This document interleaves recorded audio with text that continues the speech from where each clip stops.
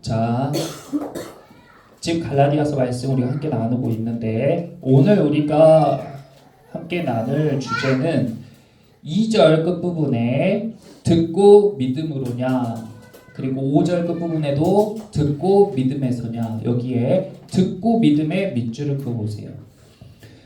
오늘은 듣고 믿음에 관하여 함께 나눠보려고 합니다. 지금 계속 믿음으로 구원받는지 율법으로 구원받는지에 대해서 치열하게 바울 사도가 논쟁을 하고 있어요. 율법이라 함은 쉽게 이야기해서 내 힘으로 구원을 받냐 아니면 하나님의 힘으로 구원을 받냐, 이것을 지금 우리가 바울 사도가 계속 이야기하고 있다고 보시면 돼요.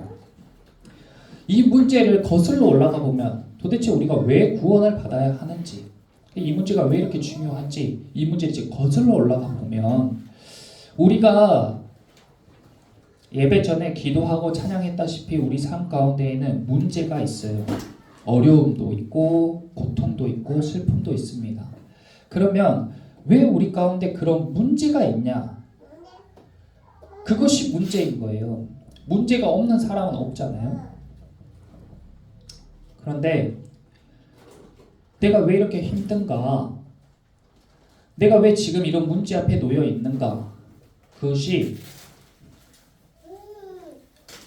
돈 때문에도 아니고 사람 때문에는 더 아니고, 우리는 주변 환경을 원망하지만 환경 때문도 아니라는 거예요. 그럼 무엇 때문에 우리가 문제가 있어요? 무엇 때문에 우리가 힘들어요? 한 글자인데 죄 때문에 힘든 거예요. 죄 때문에 문제가 생기는 거예요. 사람이 왜 아픕니까? 죄 때문에 아픈 거예요. 그래서 사람이 왜 죽습니까? 암 때문에 죽을까요? 사고로 죽을까요? 그것은 어떻게 죽었냐에 관한 방법이에요. 사람이 죽는 근본적인 이유는 무엇 때문이에요? 죄 때문이에요. 그래서 인류는 아주 태초로부터 지금까지 다 이 죄의 문제에 관해서 고민하고 갈등하는 거예요. 그런데 지금 갈라디아 성도를 가운데 두고 바울 사도와 유대인 사도들이 치열하게 논쟁하는 것은 이 죄의 문제를 해결하는 데 있어서 방법이 무엇이냐. 유대인 사도들은 율법을 지키는 것만이 죄의 문제를 해결할 수 있다라고 이야기를 하고, 바울 사도는 믿음으로만이 죄의 문제를 해결할 수 있다고 이야기하는 거예요. 그러니까 여러분들은 어떠세요?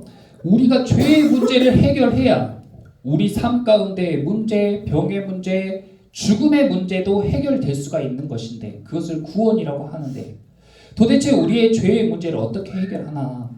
아무리 내가 죄를 짓지 않으려고 해도 하나님께서 말씀해 주신 이 율법의 말씀을 보면은 우린 이걸 지킨다는 것이 불가능하잖아요. 그런데 다 지키는 것은 불가능해도 최대한 지키려고 하는 사람들이 구원을 받는 것인가? 아니면 바울 사도가 이야기한 대로 예수 그리스도께서 이 죄의 문제를 다 해결하셨다는 그 믿음을 가진 사람이 구원을 얻는 것인가? 우리는 너무 쉽게 다 예수님을 믿음으로 구원을 얻는다고 이야기하지만, 말로는 예수님을 믿음으로 구원받았습니다 하면서도 내 인생의 문제는 그대로고, 내 삶 가운데 병은 그대로고, 내 삶 가운데 죽음에 대한 두려움은 그대로이잖아요. 그러니까 분리된 신앙생활을 할 수밖에 없는 거예요. 내가 정말 바울 사도와 같은 믿음을 가졌다면 내 삶의 문제에 대한 두려움, 병에 대한 두려움, 죽음에 대한 두려움뿐만 아니라 그 문제까지도 다 해결받았음을 고백하고 누리고 경험하는 삶을 살아가게 되는 것입니다. 그래서 우리가 믿음으로 구원받는 것이 굉장히 중요한데 이것을 누리고 살아가는 것까지 가야 되는 거예요. 그런데 그것이 정말 가능한가? 다음 넘겨주세요. 그것이 정말 가능한가? 이 죄의 문제를 우리가 해결할 수 있는가? 믿음으로 정말 예수님의 그 피 흘리심으로 말미암아 우리의 죄의 문제가 다 해결되어졌는가? 이런 것들이 계속 고민이 되고 정말 믿으면 끝나는 건데 믿기가 쉽지가 않다는 거예요. 그래서 매일매일 교회에 와서 예배드리고 기도하고 말씀 듣고 다니엘 기도회도 하고 북스터디도 하고 계속 그것을 영적인 싸움 또는 씨름이라고 합니다. 단번에 되는 것이 아니에요. 치열하게 계속 씨름하는 중에 우리가 하는 것입니다. 다음 넘겨주세요. 자, 그러면 이런 질문을 하게 되잖아요. 저도 많이 들었어요. 그래, 예수님을 믿음으로 구원을 받는다고 치자, 바울 사도의 말처럼.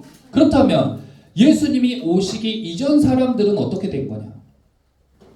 성경에 보면 예수님이 오신 이후에 쓰여진 신약 성경이 있고, 그렇다면 그것보다 훨씬 더 두꺼운 구약 성경이 쓰여진 시대, 이 예수님이 오기 전 시대 사람들은 그러면 구원을 받지 못하는 것이냐? 그들은 예수님을 알지 못하는데 어떻게 됐을까? 이런 질문을 하잖아요. 다음 넘겨주세요. 자, 이렇게 된단 말이죠. 예수님이 태어나신 시점을 중심으로 우리는 A, D, B, C 이렇게 달력이 딱 나뉘었어요. 우리가 사는 2024년은 예수님이 태어난 때로부터 2024년이 지났다는 거예요. 그만큼 인류의 중요한 분기점이 되신 예수님의 탄생이 이후에는 예수님을 믿으면 구원받으니까 오케이, 그거는 알겠어. 그러면 이전에, 근데 사실 역사적으로 이 이전에 살던 시대가 훨씬 더 긴 시대란 말이에요. 4,000년이에요. 약 4,000년. 그보다 훨씬 더 길 수도 있습니다. 그럼 그 시대에 산 사람들은 어떻게 됐을까? 그러니까 이 예수님이 태어난 이후의 사람들은 예수님을 믿는 믿음으로 구원받았다고 하고, 이 이전 사람들은 율법으로 구원받지 않았겠냐, 구약 성경에 나온 말씀처럼. 근데 그렇지가 않다는 거예요. 다음 넘겨주세요. 이렇게 율법으로 구원받은 것이 아니란 겁니다. 왜냐하면 여기서 중요한 문제가 있어요. 다음 넘겨주세요. 모세가 출애굽기에서 하나님께 율법을 받은 시점이 언제냐면 기원전 2500년경이에요. 자, 그러면 인류의 역사가 시작되는 이 시점부터 약 2500년까지 이 사이의 사람들은 그러면 율법이 없었는데 이 사이의 사람들은 그러면 어떻게 된 것이냐, 이런 질문을 또 할 수 있게 되잖아요. 이 사이의 사람들 어떻게 구원을 받을까요? 모세가 율법을 받고 십계명을 받으면서 율법들을 받고, 그리고 이스라엘 백성들에게 율법을 전해서 이것을 지켜라, 그러면 구원을 받는다고 했다고 하면 이 이전 사람들은 그러면 어떻게 구원을 받냐고요. 그럼 이 유대인 사도들의 말이 또 틀린 것이 되죠. 그런데 하나님께서 이 시기에는 이렇게 구원받고, 이 시기에는 이렇게 구원받고, 이 시기엔 이렇게 구원받고, 계속 구원의 방법이나 방향이 달라지냐? 그럴 수가 없다. 하나님은 태초부터 모든 것을 계획하시고 예정하시고 섭리하시고 다스리는 줄 믿습니다. 사람은 알지 못하지만 하나님은 인류의 시작과 끝까지 이미 다 계획을 하고 계신 것이에요. 그러니까 하나님의 구원의 방법 또한 달라질 수가 없고 일관성 있고 한 가지 방법으로 쭉 동일하게 처음부터 지금까지 계속 똑같이 이어져 오는 것이에요. 그렇다면 우리가 믿는 바대로 예수님을 믿는 믿음으로 구원받는 것이 율법의 시대에나 아니면 그 이전의 원시 시대에도 동일하게 적용됐다는 것인데, 어떻게 이것이 가능한가? 이것이 어떻게 가능한지 말씀을 통해서 알려드리겠습니다. 다음 넘겨주세요. 성경책 맨 앞부분을 보면 창세기라는 책이 있어요. 구약성경 첫 번째에 창세기라는 책이 있는데, 창세기 1장과 2장에는 태초에 하나님께서 어떻게 세상을 창조하셨는지에 관한 이야기가 쭉 쓰여 있습니다. 태초에 하나님이 이 세상에 어둠 가운데 있을 때 빛이 있으라 해서 빛이 생겼고, 그렇게 빛과 어둠을 나누신 이후에 세상이 물로 가득 차 있는데 하늘에 있는 물과 땅에 있는 물로 공간을 다 나누시고, 그 다음에 밑에 있는 물을 또 반으로 쭉 나누셔가지고 땅과 바다를 경계를 다 만들고, 그 다음에는 우주와 하늘에 있는 별과 해와 달들을 다 채우고, 그 다음에 바다의 물고기와 공중의 새들을 다 채우시고, 마지막으로 땅에 있는 짐승들을 여섯째 날에 채우신 이후에 마지막에 사람을 딱 만드신 거예요. 그리고 일곱째 날에 쉬셨어요. 그 이야기가 1장과 2장에 나와요. 그렇게 인류의 역사는 시작이 됩니다. 그런데 우리가 잘 알다시피 최초의 인류인 이 아담과 하와가 하나님이 만드신 세상에서 행복하게 잘 살고 있었어요. 죽음의 걱정도 없고 다툼의 걱정도 없고 병에 대한 걱정도 없이 아무 문제가 없이 살아가고 있었단 말이에요. 그런데 하나님께서 동산 중앙에 선악을 알게 하는 나무의 이 열매를 먹지 말라고 하셨는데 뱀이 꿰어가지고 이 하와가 이 사과가 아니라 선악과를 먹게 됩니다. 자기만 먹는 것이 아니라 이것을 남편에게도 먹게 해요. 이것이 인류에게 죄가 들어오는 과정입니다. 그 죄가 들어온 이후에 모든 관계가 깨어지고 문제가 생겨나기 시작했어요. 그러면 이때부터 이제 구원이 필요한 거예요. 죄의 문제를 해결할 방법이 필요하게 된 거예요. 인류에게. 이게 가장 처음 시작점입니다. 근데 이때 하나님께서 무엇이라고 말씀하셨냐면 창세기 3장 15절에 보이신 분은 함께 읽어보겠습니다. 내가 너로 여자와 원수가 되게 하고 내 후손도 여자의 후손과 원수가 되게 하리니 여자의 후손은 내 머리를 상하게 할 것이요 너는 그의 발꿈치를 상하게 할 것이니라. 하나님이 인류에게 처음 주신 이걸 원시 복음이라고 해요. 가장 처음 주신 복음의 말씀입니다. 너희가 죄의 문제를 해결해야 되는데 그 죄의 문제를 가지고 온 그 대상과 원수가 되게 하겠다는 거예요. 그리고 그 대상, 너희에게 죄가 들어오게 하는 그 대상을 여자의 후손이 와서 그의 머리를 상하게 한다. 그의 머리를 팍 밟아 깨뜨린다. 그럼 어떻게 돼요? 그 대상이 어떻게 되겠어요? 머리를 팍 밟아 깨뜨리면 죽게 되겠죠. 근데 그 죄의 원인이 되는 그는 그 여자의 후손의 발꿈치를 상하게 할 뿐이에요. 발꿈치를 물어봤자 어떻게 돼요? 조금 아프고 말죠. 생명에 지장이 없다는 거예요.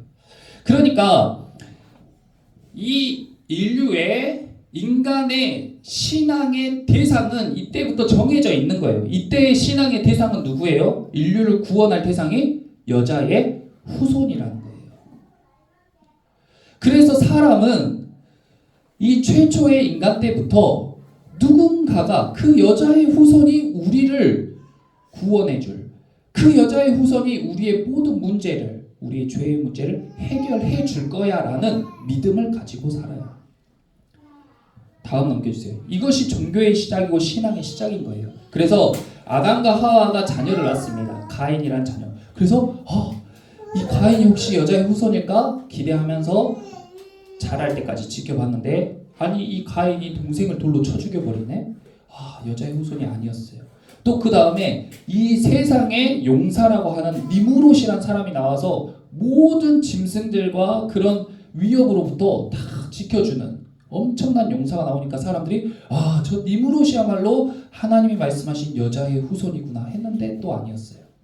이후에 하나님이 홍수로 세상을 심판하실 때에 100년이 넘게 자기가 방주를 만들어서 인류를 구원한 노아라는 인물이 나왔어요. 저 사람이 여자의 후손이구나 했는데 그 사람도 아니었어요. 그렇게 성경에는 수많은 인물, 또 성경에 적히지 않은 수많은 인물들이 여자의 후손인가 하고 사람들이 기다리는데 아니었단 말이에요. 그들이 죄의 문제, 인류의 문제를 해결할 수 없었어요. 근데 사람들은 끊임없이 그 여자의 후손을 기다립니다.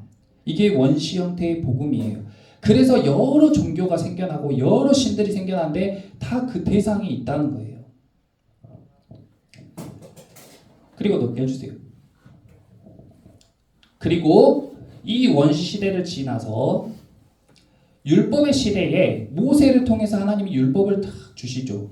이때에는 사람들이 살인을 하고 강간을 하고 남의 물건을 빼앗고 도둑질을 하고 거짓말하는 것이 죄인지를 모르고 살았어요. 그것들로 인해서 자기들이 힘들어지고 그것들로 인해서 사회가 깨어지고 그것들로 인해서 가정이 깨어진다는 것을 모르고 살았단 말이에요. 그런데 이 율법의 시대에 모세를 통해서 하나님이 율법을 주심으로 이런 것이 죄구나. 살인을 하는 게 죄구나. 이런 짐승을 잡아서 먹는 게 죄구나. 이렇게 의복을 입는 게 죄다.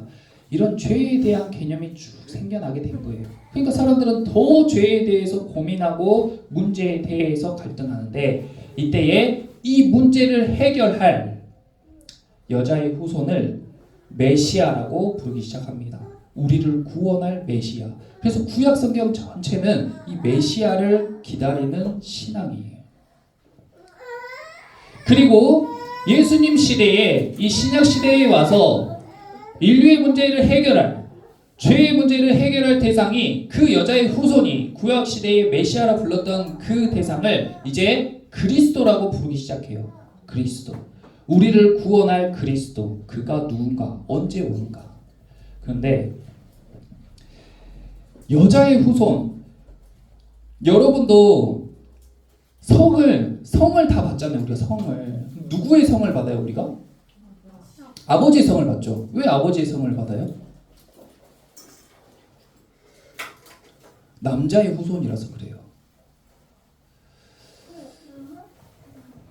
사자소학에 보면 아버지 나를 낳으시고 어머니 나를 기르신다, 이런 의미가, 이런 글이 있어요. 어렸을 때는 우리 엄마가 낳았는데 왜 아빠가 나를 낳았다고 하지? 이렇게 생각했어요. 그런데 사람은 다 남자의 후손이에요. 남자의 씨를 받아서 여자가 낳는 거란 말이에요. 그러니까 인류에 한 사람도 여자의 후손이 없다. 여자의 후손이 없다. 그런데 역사상 딱 한 사람이 여자의 후손이 있는 거예요. 그게 누구예요? 그게 바로 예수님이에요. 왜냐하면 예수님은 남자와 관계하지 않은 여자의 몸에서 성령으로 잉태하여 나왔단 말이에요. 그래서 온전한 여자의 후손이 되신 거예요. 그리고 우리를 구원할 기름 부음 받은 자인 그리스도, 그리고 구약 성경에서 그토록 고대하면서 기다렸던 그 메시아가 바로 예수 그리스도란 말이에요. 근데 사람이 생각하기에는 이 시점에 태어났으니까 이 시점 이후로 역사하지 생각하는데 그렇지가 않습니다. 예수님께서는 요한복음 1장 1절에 말씀이 육신이 되어 우리 가운데 거하시매라고 이야기했는데, 예수님께서 말씀으로 세상을 다 창조하신 거예요. 그러니까 창세기 처음 시점부터 지금까지 예수님은 똑같이 살아계신 하나님이십니다. 근데 이 시점에 사람과 똑같은 몸을 입고 이 땅 가운데 오셨을 뿐이에요. 그러니까 다시 정리해보면 이 최초의 아담과 하와가 죄를 지었을 이 시점부터 여자의 후손을 기다리는 신앙, 메시아를 기다리는 신앙, 그리스도를 기다리는 신앙은 다 누구를 향한 믿음을 가진 신앙이에요? 예수님을 향한 믿음을 가진 신앙이라는 거예요.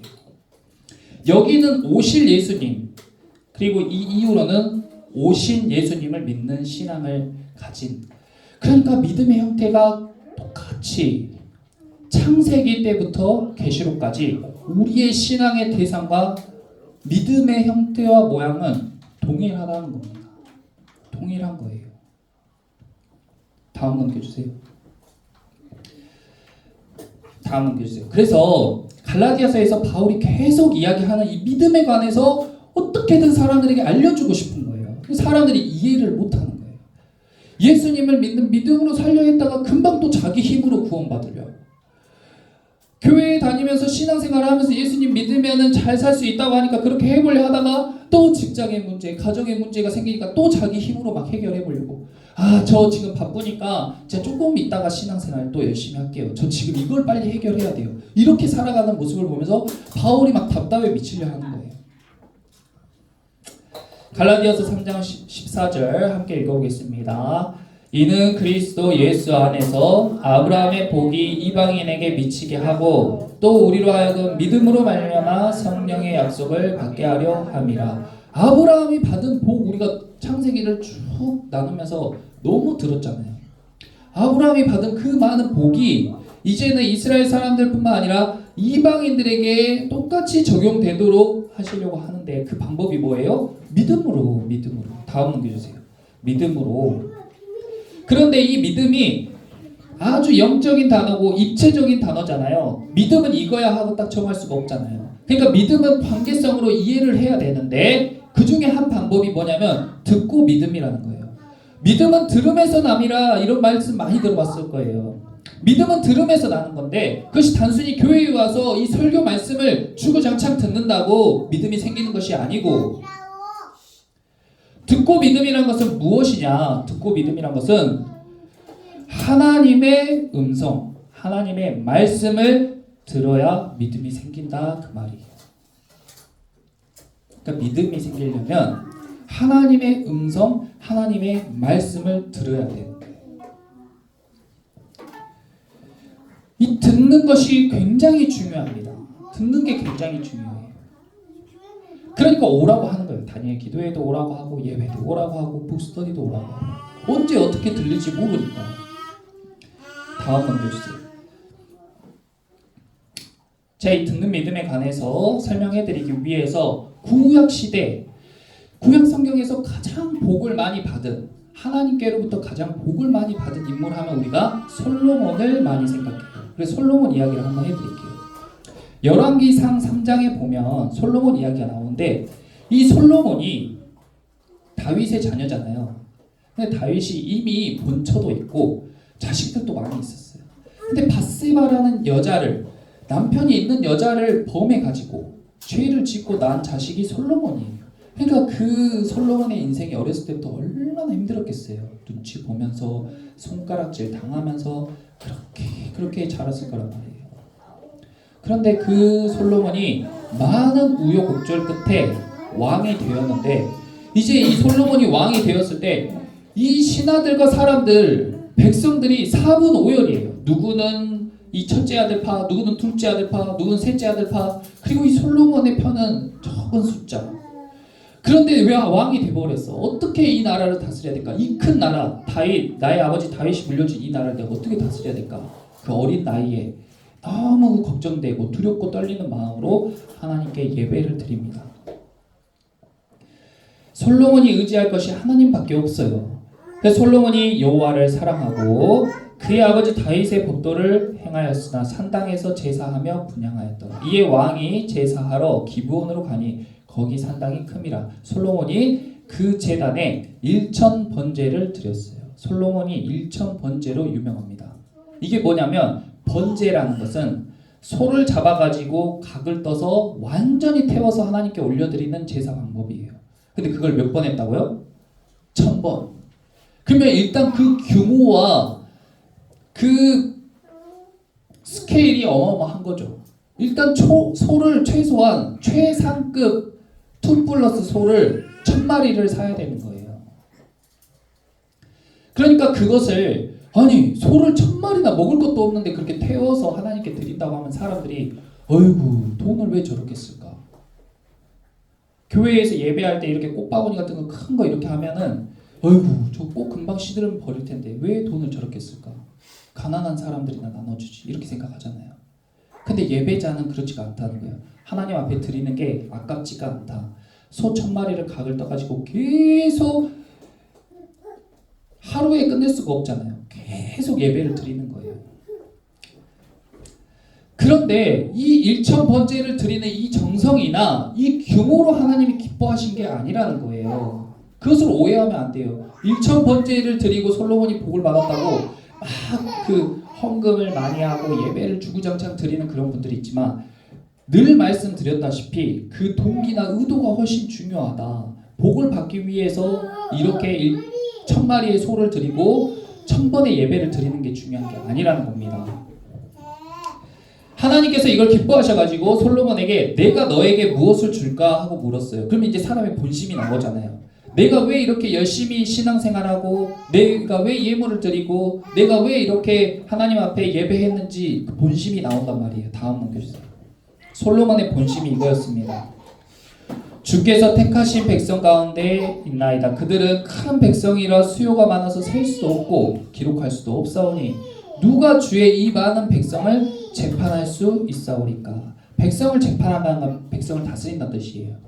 그래서 하나님께 한 가지를 구하는데 뭘 구하냐면 듣는 마음을 구해요. 듣는 마음을 종에게 주사 주의 백성을 재판하여 선악을 분별하게 해주세요. 이게 무슨 말이냐면, 하나님 저는 제 지혜와 제 능력으로는 무엇이 옳고 무엇이 틀린지 구별할 수가 없어요. 이 뭐가 맞고 뭐가 틀린지 구별할 수가 없어요. 하나님의 음성을 듣는 마음을 주사 내가 선택해야 될 때마다 하나님의 음성을 듣고 분별하게 해주세요. 뭐가 선이고 뭐가 악인지, 어떻게 하는 것이 옳고 어떤 것이 그런 것인지. 솔로몬이 이걸 구했어요. 그러니까 하나님이 너무 보시기에 좋은 거예요. 마치 금도끼 은도끼 이야기처럼 듣는 마음을 구하니까 이 이후에 하나님이 내가 너 말이 너무 좋아서 내가 너에게 지혜와 부와 권세를 다 주겠다라고 말씀하세요. 그리고 솔로몬 왕은 진짜 그렇게 모든 것을 다 받습니다. 근데 그거의 핵심은 듣는 마음이라는 거예요. 듣는 믿음은 뭐예요? 하나님의 음성을 듣는 거예요. 내 생각과 내 마음대로 결정하고 행동하는 것이 아니라 하나님의 음성을 듣는 그 들음으로 인해서 믿음이 생겨나는 거예요. 다음 넘겨주세요. 아브라함의 복을 우리가 받는다고 했어요. 믿음의 조상인 아브라함의 복을 우리가 받는다고 했는데 어떻게 아브라함이 믿음의 조상이 되었어요? 아브라함이 하나님을 믿음에 그것을 그에게 의로 정하다고 하셨어요. 하나님이. 그런즉 믿음으로 말미암은 자들은 아브라함의 자손인 줄 우리가 알았어요. 여러분, 저와 여러분도 이제 믿음으로 아브라함의 자손이 돼서 똑같은 복을 우리가 받게 된 거예요. 하나님이 이방을 믿음으로 말미암아 의로 정하실 것을 성경이 미리 알고 먼저 아브라함에게 복음을 전하대. 아브라함에게 복음을 전했대요. 예수 그리스도에 관한 복음을 전했다는 거예요. 모든 이방이 너로 말미암아 복을 받으리라 하였느니라. 다음 넘겨주세요. 이게 어디 있냐면 창세기 15장 말씀에 있습니다. 창세기 15장 말씀을 보면 여호와의 말씀이 그에게 임하여 이렇게 이야기했어요. 지금 아브라함이 아이가 하나도 없는데 하나님의 말씀이 아브라함에게 임해가지고 그 사람이 내 상속자가 아니고 네 종이 네 상속자가 아니고 네 몸에서 날짜가 네 상속자가 되리라 이렇게 말씀하시면서 아브라함을 밖으로 끌고 나가서 하늘을 봐라. 그리고 별을 봐라. 네 자손이 별과 같이 되리라 하고 말씀하셨어요. 근데 그 하나님의 말씀을 듣고 아브라함이 그 말씀을 믿은 거예요. 이것이 듣고 믿음이에요. 아브라함이 여호와를 믿으니 여호와께서 이를 그의 의로 여기시고. 그러니까 여호와가 누구예요? 예수 그리스도인 거예요.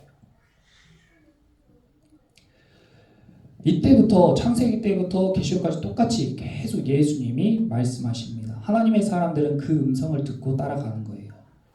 성경의 시대에만 그런 게 아니라 지금도 동일하게 하나님의 사람들은 예수 그리스도의 음성을 듣고 그 음성을 듣고 난 이후에 믿고 그대로 살아가는 겁니다. 그것이 믿음이에요. 믿음으로 사는 삶이에요. 다음.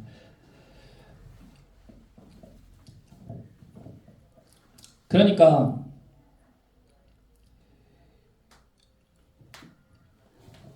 솔로몬이 하나님의 음성을 들었죠. 무엇을 갖고 싶냐? 듣는 마음을 갖고 싶습니다. 그리고 그 이후로 하나님의 음성을 잘 듣고 재판하는 사람이 되었고, 아브라함이 광야에 있을 때 또 가나안 땅으로 갔을 때에 그때마다 필요한 하나님의 음성을 듣고 그 음성에 순종하며 살아갔을 때에 믿음으로 의롭다 여김을 받게 된 것입니다. 그러니까 지금도 똑같이 하나님께서는 우리에게 하나님의 음성을 들려주시는 줄 믿습니다.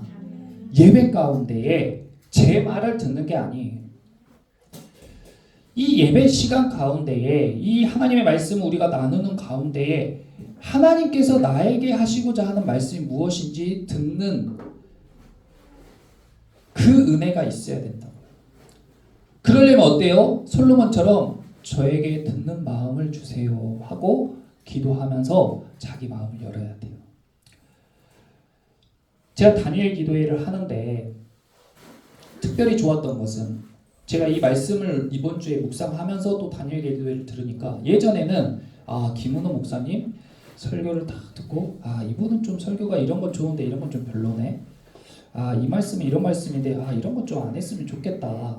또 어떤 때에는 오늘은 정말 무슨 말씀 하신 건지 모르겠다. 왜 이렇게 말씀하셨지? 이렇게 나도 모르게 예배와 설교를 막 평가하고 있을 때가 있단 말이에요. 그런데 이 말씀을 묵상을 하고 제가 다니엘 기도회를 들었는데 항상 다니엘 기도회를 할 때마다 하나님 오늘 이 다니엘 기도를 통하여서 제가 들어야 할 하나님의 음성을 들려주세요. 그렇게 기도하고 예배하고 예배 중에 이제 그 말씀을 통해서 이게 하나님이 나에게 주시는 음성인가 하는 것마다 메모를 하는 거예요. 적어놓는 거예요. 그러니까 예배가 다 은혜가 되고 다 감사되는 거예요. 완전히 달라지는 거예요. 여러분도 주일날 예배 올 때도 마찬가지, 찬양을 할 때도 마찬가지예요. 아, 이 찬양은 내가 좋아하는 찬양이네, 이 찬양은 내가 싫어하는 찬양이네가 아니에요. 하나님 이 찬양을 통해서 저에게 하나님의 음성을 들려주세요. 이 예배를 통해서 내가 들어야 할 하나님의 음성을 들려주세요. 그리고 제가 그 하나님의 음성에 듣고 순종하겠습니다.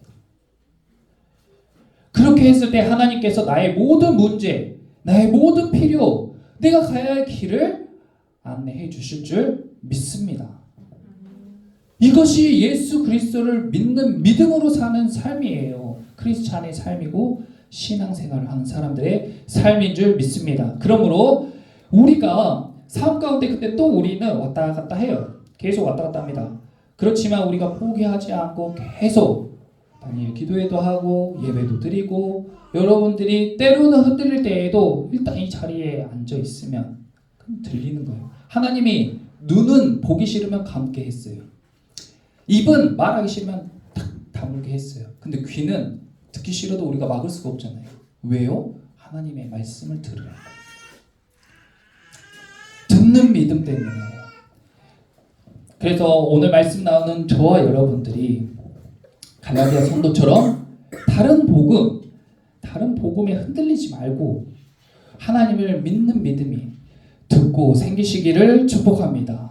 그래서 예수님의 음성을 듣고 예수님의 음성을 따라가는 복된 인생들이 다 되시기를 예수님의 이름으로 축원합니다. 기도하겠습니다.